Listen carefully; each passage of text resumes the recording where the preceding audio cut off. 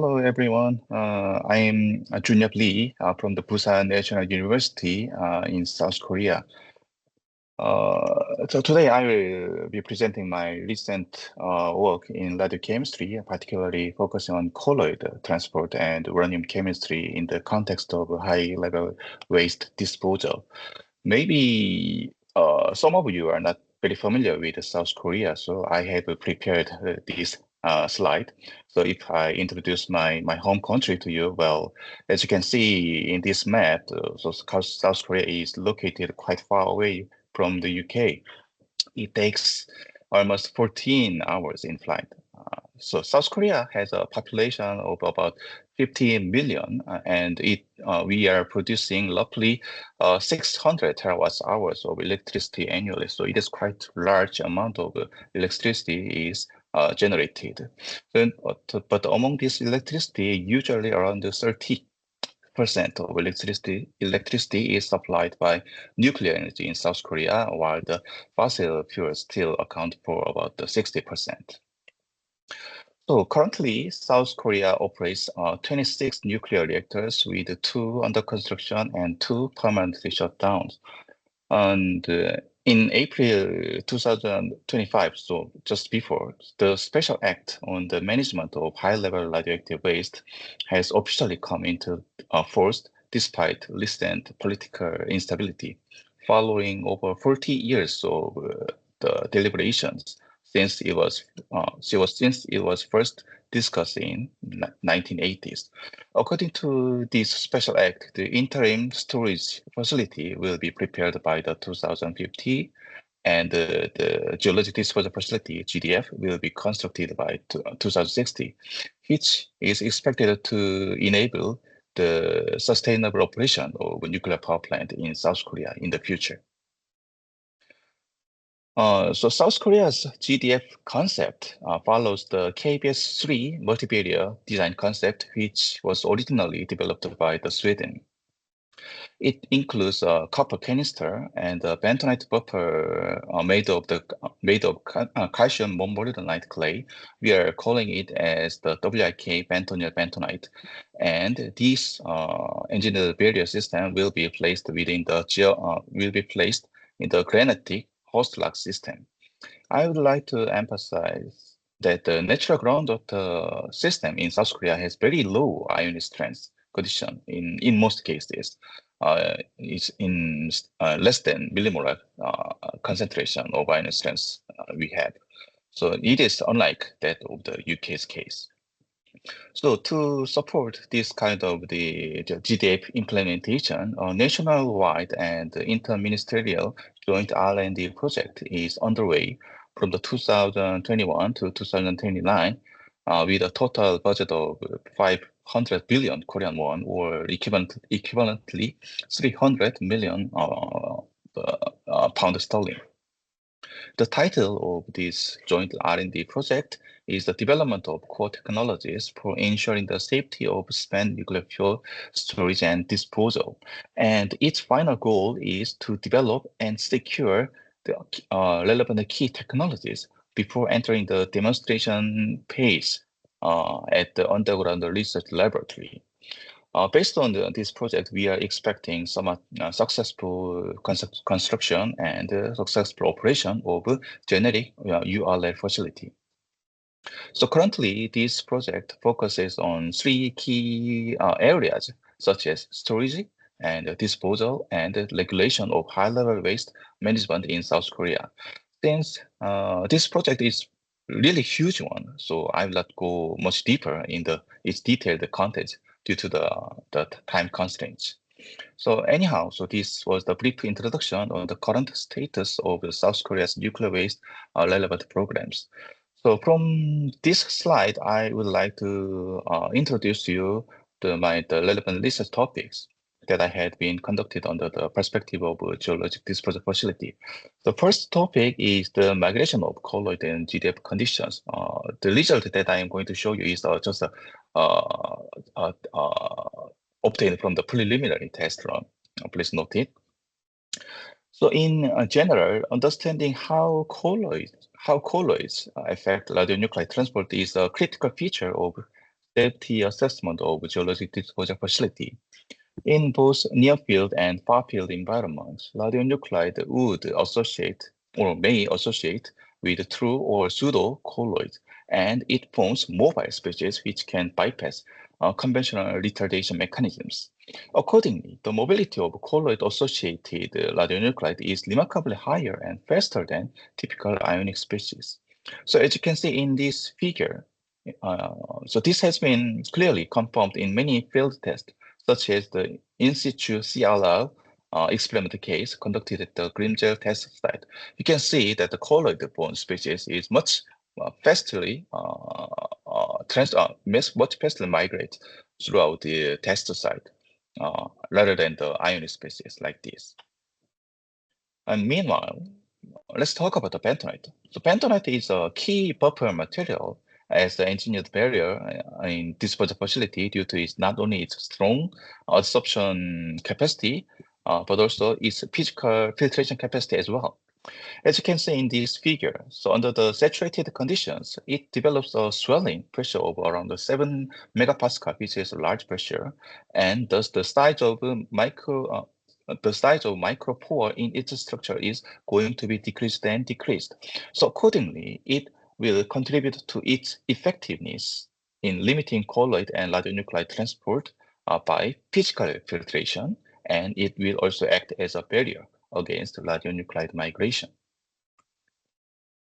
Therefore, in general, compacted bentonite buffer is expected to physically filter small-sized colloid radionuclide in the sizes from the several tens of nanometers to 1 micrometer range. However, it has not been experimentally confirmed whether the compacted bentonite still can effectively filter ultrafine nanocolloid, which has the size of less than 10 nanometer. Therefore, the further studies are considered to evaluate its practical filtration capability for such kind of ultrafine nanoparticles with a size less than 10 nanometer. So in this respect, we had performed the precursory breakthrough experiment to evaluate the bentonite's capability to filter such kind of nanocolloid. So for this experiment, conventional gold nanoparticle around the size of around 10 nanometer were introduced into the pre-water saturated and compacted bentonite under a compaction pressure of 7 megapascal. This is the compacted bentonite buffer employed in this experiment. It was made by the WIK bentonite, and its dry density was 1.6 gram per cubic centimeter. And you can see that there is a black rings around the bentonite block. This is actually the rubber O-ring that is to prevent the wall effect of the colloid transport. So what will the result? Was the ultrafine colloid will be perfectly filtered by the bentonite? So in fact, the result was very simply yes. So after the 22 days of breakthrough experiment, only a trace amount of gold colloid, around 0.01% of initial amount, was detected in the effluent. So we can say that almost 100% of gold nanoparticle was filtered by the compacted bentonite. However, I would like to emphasize that it was not completely 100%. Still, we could identify some ppb level of gold nanoparticles in the effluent. So the question is where they are coming from. The answer is in the TEM image, showing us that the nanoparticle in the effluent was not in the size of 10 nanometer, but in 4.2 nanometer. You may think that the ultrafine 4 nanometer colloid may come from the physical or chemical degradation of initial 10 nanometer nanoparticle, but it was apparently not. In fact, here the 4 nanometer nanoparticles was already pre-existing in our original solution. This is the original nanoparticles. Can you see in this figure? So you may not clearly recognize the left-hand side figure, but if you magnify it, when you look at the center figure, you can see that there are some incompletely grown nanoparticles originally contained in the gold nanoparticle sample. So these particles is 10 nanometer in their size, but here there is there is also small nanoparticles is also contained. So complementary filtration analysis also confirmed that the breakthrough particles were mostly in the size of 2 to 4 nanometers with the concentration of ppb levels. So even though this experiment was very simple, but it is clearly telling us that the compacted bentonite can definitely filter 10 nanometer sized small colloid, but may not retain smaller ones, which can still bypass the engineered barrier system.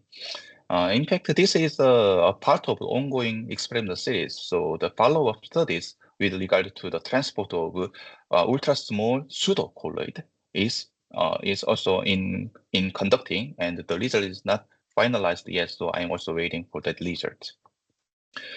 So this is the colloid relevant experimental result, and the next topic is the ternary uranium species in natural groundwater system. So in fact, this is not ongoing experiment, but rather mostly finished the work. But still, I'd like to share this relevant information with you due to its importance in uranium chemistry, particularly in the natural groundwater system. So for the safe disposal of high-level waste, it is essential to understand the chemical behavior of uranium in natural system. So in this respect, several thermodynamic studies have been conducted to investigate the uranium speciation in groundwater system. So among them, the ternary calcium or magnesium uranyl carbonate complexes are considered to play a dominant role in controlling aqueous uranium chemistry. So to find out the chemical thermodynamic parameters of those uranium chemical species, spectroscopic analysis such as the time-resolved laser fluorescence spectroscopy and the XAPS had been successfully conducted. Due to the time constraint, I won't go into too much detail on the spectroscopy result that I had investigated before. Anyway, so based on the previous studies, it seems like there is a general consensus that the ternary uranium carbonates complexes will dominate the aqueous chemistry and the mobility of uranium in nature. However, as of 2020, the thermodynamic constants for ternary uranium carbonate complexes reported over the past 2 decades are very limited in those listed in the tables below, like shown in here. Among them, only a part of constant, which is highlighted in yellow, had been selected as OECD NATDB. So considering the importance of these ternary complexes, it is expected to further systematic studies are highly expected to be required. Anyhow, so based on the chemical thermodynamic data, significant global efforts have been made by many institutes such as JAEA and Nagara PSI and ANDRA and etc. etc. And their role is and they had played key roles in the development of well-structured and comprehensive chemical thermodynamic databases. So these updates have enhanced the accuracy of speciation predictions by including more realistic complexation models over time. As you can see in the below figures, uranium chemical speciation results were clearly changed as the version of chemical thermodynamic database is updating, as like this. So in the early 2011, presence of ternary uranium carbonate species were relatively ambiguous and thus were not considered in thermochemical database at 2011, like this. However, in 2018 and 2023, calcium and the magnesium relevant chemical species were newly added in their databases so that the overall uranium chemistry, particularly in the neutral to weakly alkaline pH conditions, were dramatically changed like this. In addition, these thermodynamic predictions have also been supported by the field test data from the multiple regions. Ternary uranium carbonate complexes has been identified in like steepage water in the taken from the German area, and tap water or the drilled well in the Finland, and natural groundwater in South Korea, as you can see in these below figures. So their presence appears to be relatively consistent regardless of geographic settings, supporting remarkable stability of those ternary uranium carbonate species in natural environment. So currently, I'm staying as a visiting scholar in University of Manchester, and I know that you are also very much interested in geologic disposal facility and relevant researches. Uh, are also currently ongoing in many fields as well. In this respect, I'm also quite much being interested to figure out the potential role of ternary uranium carbonate species in their chemical speciation and sorption characteristics under the UK reference groundwater system, together with the clay mineral, such as the Oxford clays, etc. In the context of GeoSafe project, of course. So today, so this is the end of my presentation. So today I had talked to you about the current nuclear waste management program currently ongoing in South Korea, and part of my research activity currently conducted in the South Korea's laboratory that I am running with respect to the geologic disposal facility.